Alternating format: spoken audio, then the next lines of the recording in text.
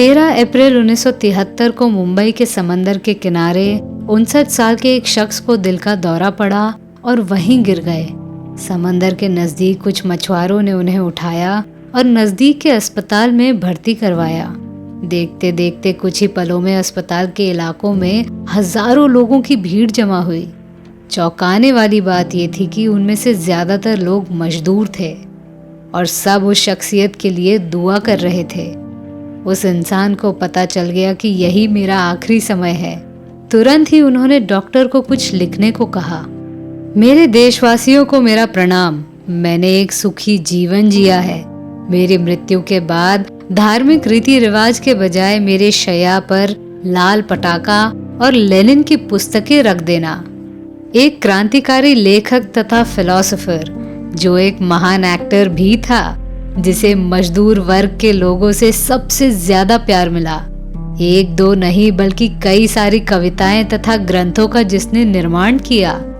Hindi, English और पंजाबी भाषा को साहित्य में जिसने रुझाया। कर्मनिष्ठ और गरीब मजदूर के किरदार को पर्दे पर जिसने भावुकता से उतारा। उस युधिष्ठिर साहनी उर्फ बलराज साहनी साहब की ये अमर गाथा आज मैं आरजे अनामिका आपके सामने पेश कर रही हूँ। दोस्तों, बलराज साहनी वो अभिनेता हैं जिनका जीवन सिर्फ फिल्मों तक सीमित नहीं रहा। इसीलिए बलराज साहब के इस कहानी को फिल्मोग्राफी के रूप में लेने की गलती मत कर देना। उनका जीवन साहित्य से शुरू हुआ, मध्य में फिल्मों से जुड़े और उनका अंत भी साहित्य के साथ हुआ। रावलपिंडी में 1 मई 1913 को एक ब्रह्मो समाज के परिवार में साहनी साहब का जन्म हुआ। खून से पंजाबी पर दिलो दिमाग से बंगाली रहे साहनी साहब का आधा जीवन पंजाब और आधा बंगाल में गुजरा।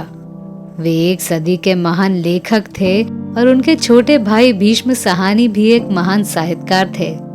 बचपन में उन्हें रजिस्टर कह के चिढ़ाया जाता था, इसीलिए उनका नाम युधिष्ठिर से बलराज में परिवर्तित कर दिया गया। साहित्य के साथ उनकी रुचि थिएटर में भी थी, पर शुरुआती समय उन्होंने साहित्य में गुजारा। डिग्री लेने के बाद पत्नी संग वे रविंद्रनाथ टैगोर जी के शांति निकेतन में शिक्षक के रूप में काम करने लगे। इन दिनों देश के आज़ादी के चर्चे खूब हो रहे थे और इसीलिए महात्मा गांधी के साथ उन्होंने कुछ समय बिताया। गांधी जी के कहने पर वे इंग्लैंड गए और वहां बीबीसी में हिंदी एंकर के रूप में काम करने लगे। साहनी साहब की शुद्ध और मधुर भाषा थी। हर कोई उन्हें लेखक के रूप में पहचानते थे। 1943 में साहनी साहब भारत लौट आए और यहाँ एक थिएटर से जुड़ गए। बलराज साहब को 1943 तक के जीवन में कई बार फिल्मों के ऑफर्स आए थे, पर वे खुद को हमेशा लेखक ही मानते रहे। पर पत्नी के आग्रह के बाद वे थिएटर से जुड़ गए और उनका फिल्मों में सफर शुरू हुआ।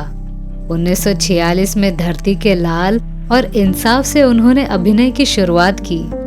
फिर बिमल राय साहब की जबरदस्त हिट 2 बीघा जमीन में उनका गरीब किसान का किरदार बहुत प्रसिद्ध हुआ। तब से फिल्मकार को पता चल गया कि बलराज साहनी के मन में गरीब लोग, मजदूर, किसान के लिए संवेदना है। वे समाज के इन भाव को आसानी से पर्दे पर उतार सकते हैं। इसीलिए फिल्मकार सिर्फ उनके हिसाब से फिल्में लिखने लगे। बलराज साहनी ने हर गरीब तबके के जीवन को फिल्मी पर्दे पर जीवित किया था। उन्होंने लगभग 135 फिल्में की थी, जिसमें से कुछ रोल तो बेहद यादगार हैं। गर्म कोट में क्लर्क की भूमिका, 2 बीघा जमीन में किसान का दर्द, औलाद में घरेलू नौकर की समस्या, काबुली वाला में पठान का सशक्त किरदार, वक्त में शरणार्थी, एक फूल दो माली में मील का दौलतमंद मालिक तथा गर्म हवा में मुसलमान व्यापारी का अभिनय सभी पात्र को जीवित कर देता है। उनकी आखिरी फिल्म जलियनवाला बाग रही, जो उनके मृत्यु के बाद 1977 में रिलीज हुई थी। आज के समय में शायद ही कोई होगा जो बलराज साहनी जी के इस योगदान को समझता होगा। उन पर फिल्माया गया वो गीत ए मेरी ज़ोहर जबी आज भी लोकप्रिय है। बलराज साहब वो अभिनेता थे जो शौक के लिए फिल्में नहीं करते थे, उन्हें तो बस समाज सेवा करना थी।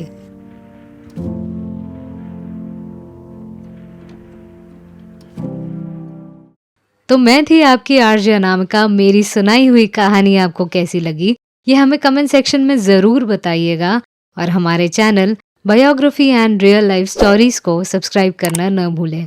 नमस्कार।